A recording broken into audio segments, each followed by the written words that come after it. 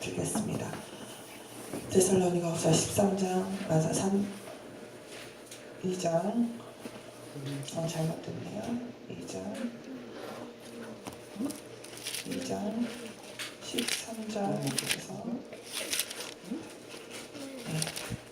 17절까지의 말씀입니다. 제가 먼저 주님의 말씀 받드리겠습니다.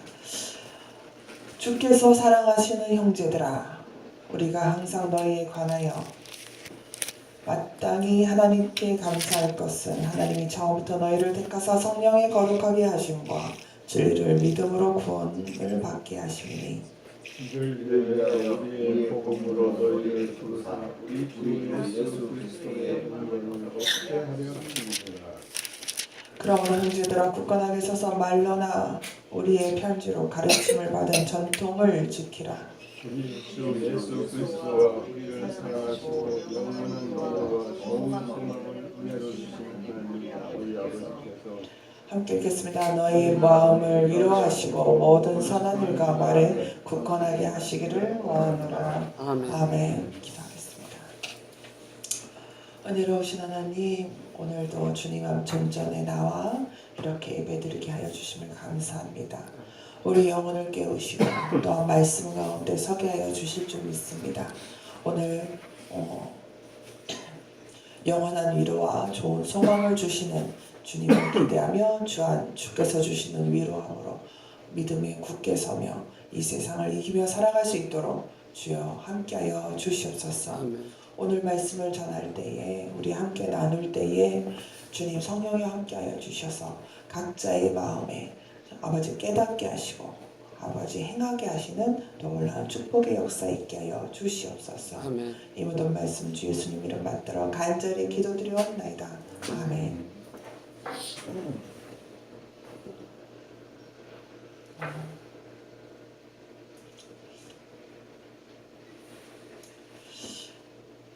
배고픈 사람한테는 밥이 무조건 필요합니다.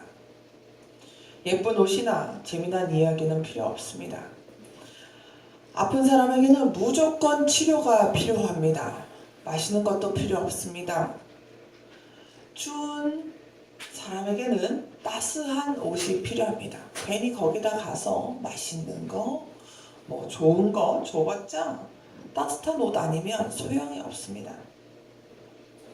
절망하고 있는 사람에게는 소망이 필요합니다. 단순히 다 잘 될 것이라는 위로가 아니라 확실하게 뭔가 보장되어 있는 그런 소망이 필요합니다. 그런데 이런 필요에 빠져서 정작 자신이 필요한 것을 잘 모를 때가 많습니다. 오늘 제가 종종 이렇게 신앙 상담을 하다 보면, 전도를 할 때 보면 이것만 해주면 내가 하나님한테 정말로 하나님 있다는 것도 믿고 또 내가 하나님 사랑을 알겠노라고 말하지만 정작 그것만 해결해 준다 해서 내가 원하는 것만, 내가 필요한 것만 해준다 해서 내가 다시 나의 영혼이 살 수 있느냐, 더 깊게 더 낫게 해주시는 하나님의 계획을 모르고 이것만 해달라고, 이것만 해결해달라고, 이것만이 필요하니까 이것만 달라고 하는 경우가 참으로 많습니다. 세상 사람들은 어떻습니까? 세상 사람들은 그 이상의 무엇인가를 모르기 때문에, 그것마저도 모르기 때문에 사람들은 상담소를 가기도 하고 또 심지어는 점집에 가기도 합니다. 하지만 그것이 해결됩니까? 뿌리 깊은 곳부터 해결되지 않습니다. 꾸준히 버티면서 힘을 길러가는 것이야말로 진정 세상에서 이기는 힘이라는 것을 누구든지 알고는 있지만 그것을 실천한다는 것은 참으로 힘든 일입니다. 신앙도 마찬가지입니다. 우리의 믿음도 마찬가지입니다. 육적으로도 영적으로도 힘든 이 시기에 하나님께서는 우리를 그냥 두지 않으시고 은혜의 말씀을 오늘 주셨습니다. 오늘 말씀을 보니까 뭐라고 나옵니까? 가르침을 받은 복음의 전통을 지키는데 힘들어하는 이 데살로니가에 있는 그리스도인들에게 사도 바울은 진정한 위로와 격려를 보내고 있습니다. 그렇게 보낼 수 있는 이유는 무엇입니까? 바로 주 예수 그리스도께서 우리를 사랑하시고 영원한 위로와 좋은 소망을 하나님께서 주셨기 때문에 믿음 안에서 굳건히 흔들리지 않고 설 수 있기 때문입니다. 하루하루 일어날 때마다 주님의 사랑을 느끼면서 사는 것이 우리에게는 축복입니다. 어느 날 로또가 당첨돼서 어느 날 무일이 잘 돼서 하는 것이 축복이 아니라 우리가 믿음 위에서 날마다 주님의 사랑과 증거를 느끼면서 사는 것이 축복이라는 것입니다. 그리하여서 믿음의 반석 위에서 결코 흔들리지 않는 승리의 성도님들이 오늘 말씀을 통하여 되시기를 간절히 바랍니다. 그럼 우리 13절부터 말씀을 한번 읽어보도록 하겠습니다. 13절에서 15절의 말씀입니다. 시작. 주께서 사랑하시는 형제들아, 우리가 항상 너희에 관하여 마땅히 하나님께 감사할 것은 하나님이 처음부터 너희를 택하사 성령의 거룩해 하심과 진리를 믿음으로 구원을 받게 하심이니 이를 위하여 우리의 복음으로 너희를 부르사 우리 주 예수 그리스도의 영광을 얻게 하려 하심이라. 그러므로 형제들아, 굳건하게 서서 말로나 우리의 편지로 가르침을 받은 전통을 지키라. 아멘. 우리가 신앙생활할 때에 꼭 알아야 하는 것이 있습니다. 왜 하나님께서 나를 부르시고 지금 이 순간 내가 왜 숨 쉬면서 살아가게 하나님께서 하시고 또 하나님 품에서 살아가게 하시는가를 잘 알아야 합니다. 목적을 알아야 앞으로 나아갈 수 있습니다. 갈 길을 알아야 빨리 갈 수 있습니다. 믿음도 그 목적이 뚜렷이 밝히 보여야 성장하는 것입니다. 단지 교회를 오면 마음이 편해서 나는 교회를 다녀요 라고 했다면 그것은 마치 안개 낀 어떤 거리를 걷는 것과 같습니다. 거리를 걷긴 걷는데 뭔가 푸해서 뭔가 모르겠는 그런 믿음의 모습입니다. 그렇다면 주님께서 원하시는 것은 무엇일까요? 점점 안개가 걷히면서 보이는 하나님을 아는 것이 바로 주님께서 원하는 믿음의 모습입니다. 바로 예수의 이름으로 믿음으로 말입니다. 이 믿음이 없다면 우리의 신앙생활은 점점 더 짙은 안개 속으로 빠져서 교회를 다니는 건지 도움을 받으러 오는 건지 친구랑 놀러 오는 건지 모르게 되어버리는 것입니다. 1923년에 에트와트 호텔에서 굉장히 유명한 기사가 하나 떴습니다. 당시 미국에서 최고 부자라는 9명이 그 호텔에 모여서 모임을 가졌습니다. 그랬더니 이제 막 미국에 있는 막 신문들이 막 대대적으로 막 이렇게 기사를 냈습니다. 야, 이거는 20세기의 신화다. 미국의 최고 부자인 9명이 모여서 지금 막 모여있다고 막 했습니다. 이 사람들은 이 9명이 큰 부자들은 돈만 번 것이 아니라 큰 회사들의 사장들이기 때문에 교육도 잘 받았습니다. 명성도 있었습니다. 아주 성공한 사람들이었습니다. 돈도 가지고 있었고 집안 배경도 좋았고 실력도 있는 사람들이었습니다. 부족할 것이 없었습니다. 그러나 25년 후에 어떻게 된 줄 아십니까? 1948년 이들이 이 9명의 부자가 어떻게 되었는가 보니까 한 명은 미쳐버렸고 셋은 파산해서 빚에 쫓겨서 도피 생활하다가 죽었고 둘은 또 감옥에 갔다가 감옥에서 탈출했다가 자살 직전에 있었고 또 나머지 3명은 스스로 목숨을 끊었습니다. 한 사람도 행복한 사람이 없었습니다. 여러분들은 어떻게 생각합니까? 내가 행복하려면 세상 사람들 어떻게 생각합니까? 내가 행복하려면 돈이 있어야 되고 실력이 있어야 되고 배경이 좋아야 된다고 생각합니다. 근데 세상의 마지막 뚜껑을 열어보면 돈 있는 사람이 행복해서 잘 되는 거 아닙니다. 배경 있는 사람이 행복해서 잘 되는 거 아닙니다. 실력 있다고 해서 잘 사는 거 아닙니다. 이 사람들은 진짜 목표를 모르고 열심히 달렸기 때문에 결국 낭떠러지로 떨어진 것입니다. 지금 우리는 정말로 많이 하나님의 음성을 들을 기회가 많습니다. 어디로 오라고요? 내게 오라고. 하나님께로 오라고. 계속 얘기하고 있습니다. 하나님이 목표가 돼서 하나님께 나오라고 얘기하고 있습니다. 그런데 우린 얘기합니다. 이 문제가 있어요. 내가 이게 해결이 안 됐어요. 난 이게 지금 문제예요.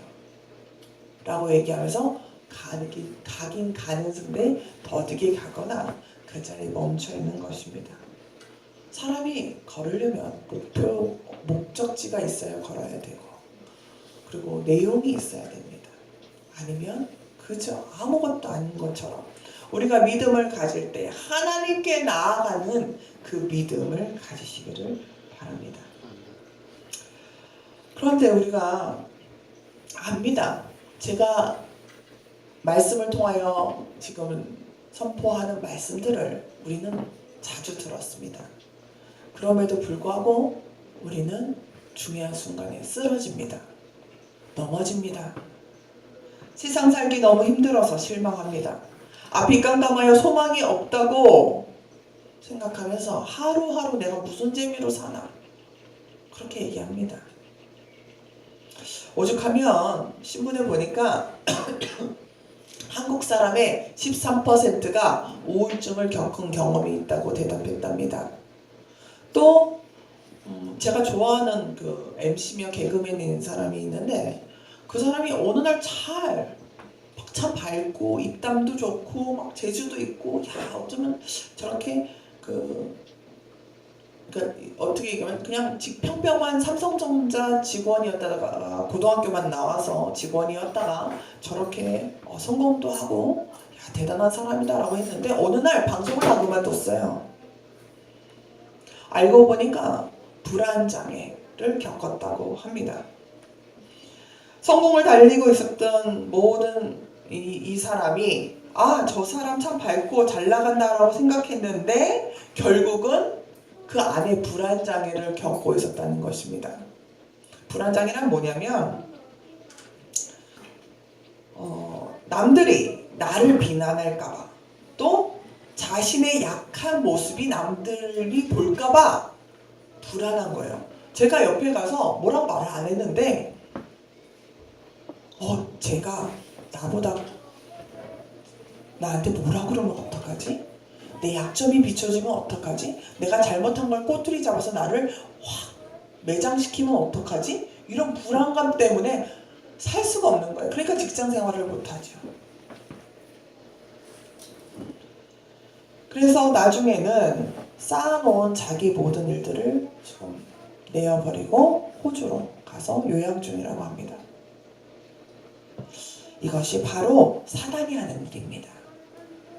사단은 겉으로는 편안해야지, 잘 살아야지, 넌 위로받아야 돼, 그래 넌 너무 억울해, 그래 너는 너무 피곤해서 쉬어야 해 하면서 결국은 그 틈을 타고 들어와서 다시는 사단이 우리를 일어나지 못하게, 다시는 서지 못하게 막 두르는 것입니다. 그렇게 되면 어떻게 합니까? 하나님의 축복을 받지 못하는 것입니다.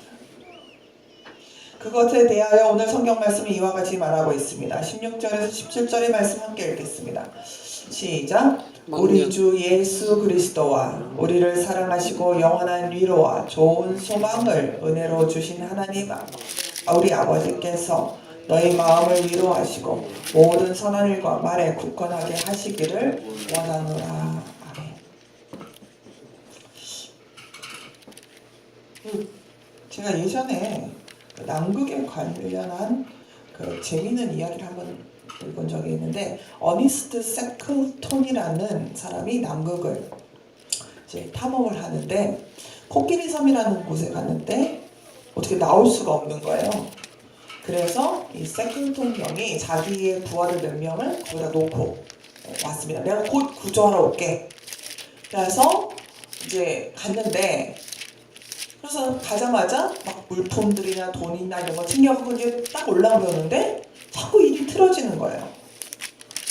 한 번 가도 틀어지고 또 두 번 가서 틀어지고 또 세 번째 가려고 하니까 뭐 일이 틀어지려고 하는데 어떻게 뭐 날씨든 뭐든 다 겪고 세 번째도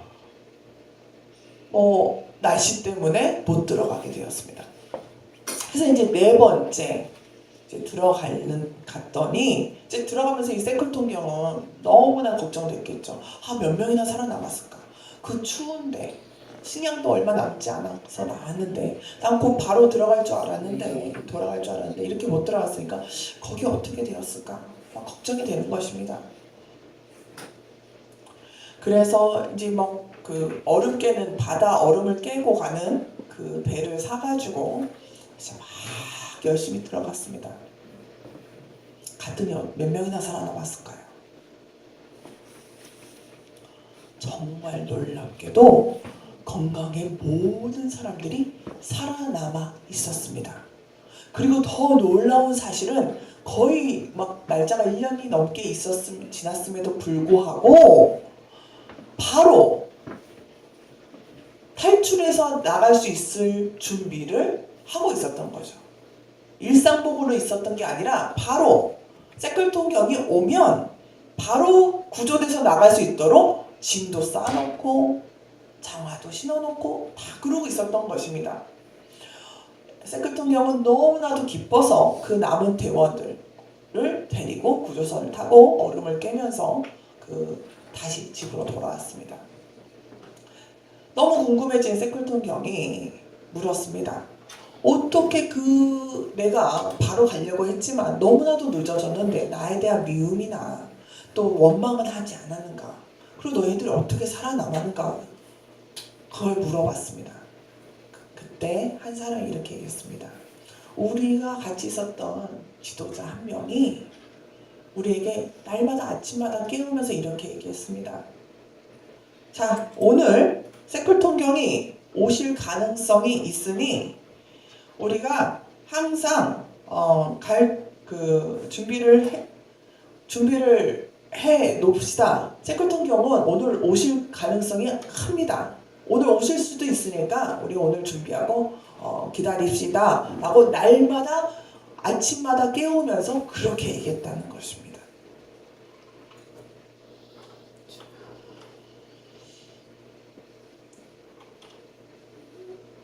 어떻게 보면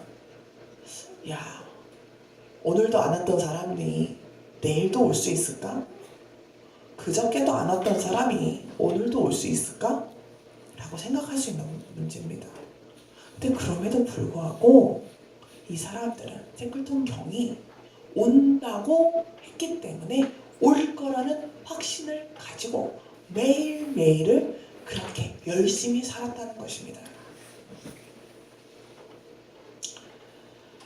우리는 남극 탐험 때 남겨졌던 부하들과 같지 않습니까?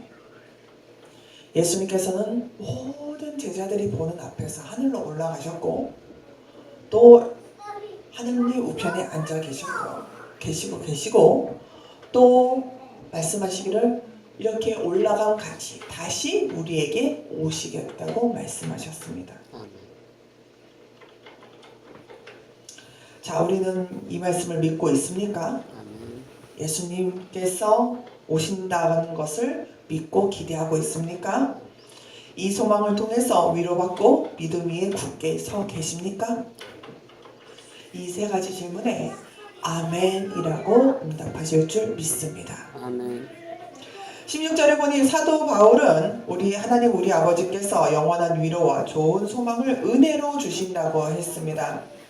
성도를 향하신 하나님의 위로나 소망은 극한 어려움 가운데서도 담대하게 하고 굳건한 믿음을 유지하며 살 수 있도록 합니다. 그래서 우리 그리스도인들에게 있어서 소망이란 하나님의 약속에 뿌리박고 있기 때문에 근원이 하나님의 약속을 믿고 있는 것이기 때문에 그 과정도 줄기나 가지도 과정도 좋은 것일 뿐만 아니라 그 결과도 당연히 좋을 수밖에 없는 것입니다. 좋은 소망이라는 표현은 하나님이 주신 소망이 선한 것임을 말합니다. 하나님께서 주시는 소망은 변함도 없고 견고한, 이렇게 배가 이렇게 정착하려면 닷을 내리잖아요. 왜 닷을 내립니까? 배가 이렇게 둥둥둥둥 파도에 떠다니기 때문에 닷을 내려버리면 움직이지 않기 때문입니다. 우리가 겉모습으로는 세상 풍파에 둥둥둥 떠다니는 것 같지만 믿음에 견고한 닷을 내려버리면 겉으로는 둥둥 떠다니는 것 같지만 우리가 뿌리 깊게 박혀서 세상에 흔들리지 않는 것입니다. 그래서 바울 시대의 데살로니가 성도들에게 가장 필요한 것이 위로와 굳건케 하심이었음을 알 수가 있습니다. 17절에 뭐라고 나옵니까? 너희 마음을 위로하시고 모든 선한 일과 말에 굳건하게 하시기를 원하노라 라고 했습니다. 자, 그러면 위로하신다 하셨는데 위로를 누가 합니까?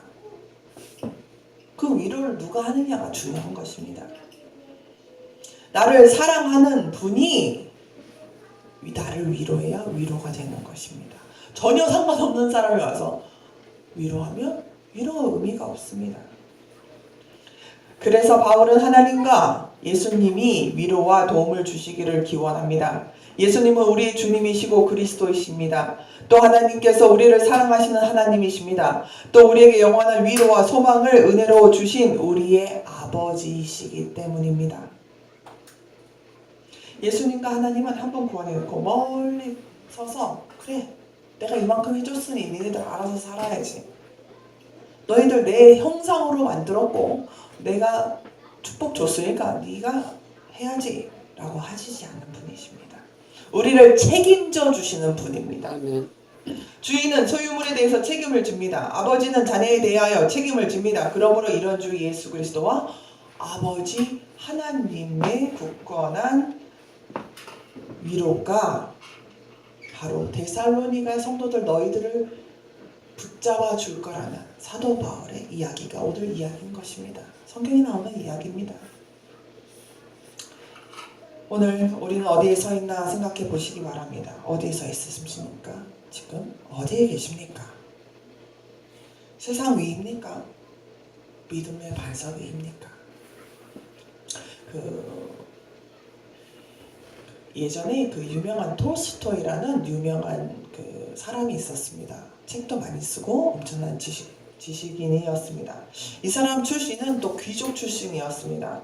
온갖 부귀영화를 누리며 살았습니다. 그러나 그 안에는 어떠한 그 좀 부족함이 있었냐면 죄가 너무 무섭고 또 자기의 과거가 너무 두렵고 늘 불안한 가운데 살았습니다. 그러니까 막 마음이 불안하니까 모든 걸 가지고 있어도 뭔가 만족스러운 게 하나 없고 또 무섭고 괴롭기만 했습니다. 그러던 어느 날이었습니다. 한적한 시골가를 지나갔는데 거기서 한 일하는 농부를 만났습니다. 근데 이 농부의 얼굴을 자세히 보니까요, 그 힘든 일을 하면서도 불평불만이었고 얼굴이 너무 평안한 거예요.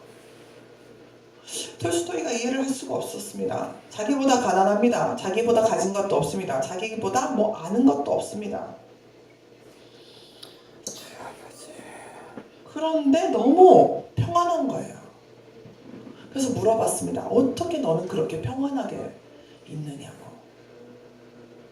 그럴 때 이렇게 말하는 것입니다. 하나님을 의지하고 살기 때문에 언제나 나의 마음은 기쁠 뿐입니다. 이 말을 들은 톨스토이는 충격을 받았습니다. 온갖 철학과 지식과 논리 가운데서도 찾지 못했던 진리를 무식하고 가진 거 없고 아무것도 배울 것이 없다고 세상이 말하는 그런 사람에게 놀라운 진리를 발견한 것입니다. 그래서 그날부터 하나님을 진지하게 찾게 되었고 하나님을 만나서 죄에 대한 공포와 과거의 불안들이 다 없어지게 되었습니다. 그래서 톨스토이는 하나님을 아는 것이 바로 사는 길이다 라고 늘 말했다고 합니다. 하나님을 아는 것이 바로 사는 길이다. 세상은 자꾸 우리에게 무엇인가를 뺏어가고 사람들의 관계에서도 내가 저 사람이 나한테 뭘 해줄 수 있는지만 관심합니다. 자꾸 빼앗아 가려고 합니다. 자꾸 흡수해서 내 걸로만 만들려고 하지 나한테 뭔가를 부어주려고 하지 않습니다. 그러나 하나님 그렇지 않으십니다. 자꾸 넘어진 우리를 일으키십니다. 채우십니다. 넘치게 하십니다. 그래서 우리는 제대로 된 소망을 가지고 살아야 합니다. 잘못된 소망은 사람을 망치고 죽이기 때문입니다. 하나님께서는 우리를 지으셨습니다. 하나님께서는 우리를 사랑하셨습니다. 하나님께서 우리에게 구원자 주 예수 그리스도를 보내셨습니다. 하나님께서 우리를 성령 충만하게 하셨습니다. 그래서 우리를 하나님의 자녀가 되게 하셨습니다. 더도 말고 덜도 말고 딱 이렇게 하셨습니다. 하나님에 대한 소망을 갖는 것이 그렇게 어려운 일이 아닙니다. 하늘나라를 향한 꿈을 갖는 것도 허망한 것이 아닙니다. 제일 확실한 것이고 제일 분명한 것입니다. 그러므로 우리는 이 시간 헛된 것을 쫓지 않고 세상이 공격해서 우리를 막 상처 입히려고 하고 해하려고 할지라도 주님의 위로 안에서 굳건하게 서야 합니다. 내 힘으로 서는 것이 아니라 주님께서 주시는 영원한 위로와 소망으로 서는 것입니다. 이사야 61장의 말씀 제가 정말 좋아하는 말씀입니다. 제가 한번 읽어보겠습니다. 주 여호와의 신이 내게 임하셨으니 이는 여호와께서 내게 기름을 부으사 가난한 자에게 아름다운 소식을 전하게 하심이라. 나를 보내사 마음이 상한 자를 고치며 포로된 자에게 자유를 갇힌 자에게 노임을 전파하며 여호와의 은혜의 해와 우리 하나님의 신원의 날을 전파하여 모든 슬픈 자를 위로하되 무릇 시온에서 슬퍼하는 자에게 화관을 주어 그 죄를 대신하며 희락의 기름으로 그 슬픔을 대신하며 찬송의 옷으로 그 근심을 대신하고 그들로 의의 나무 곧 여호와의 심으신 바 그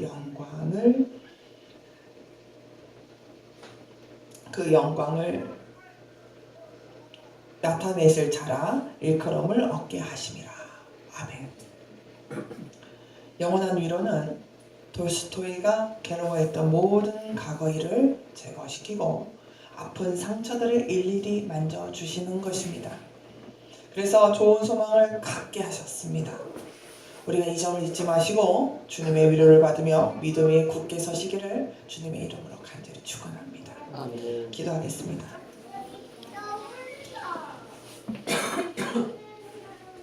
능력과 존귀 가운데 계신 주님이시여, 우리가 하나님의 이름을 부르며 찬양할 수 있게 하여 주심을 감사드립니다. 우리가 세상의 유혹과 시험에 괴로워하고 힘들어할 때마다 주님께서는 우리에게 영원한 위로와 좋은 소망을 주신 줄 믿습니다. 우리가 믿음을 끝까지 지키며 하나님에 대한 믿음을 버리지 않고 고난을 견디며 하나님의 자녀로 인정받아 그리스도의 영광에 동참하게 하게 하여 주시옵소서. 인내하게 하옵소서. 순종하게 하옵소서. 주의 뜻대로 행하게 하옵소서. 이 모든 말씀 주님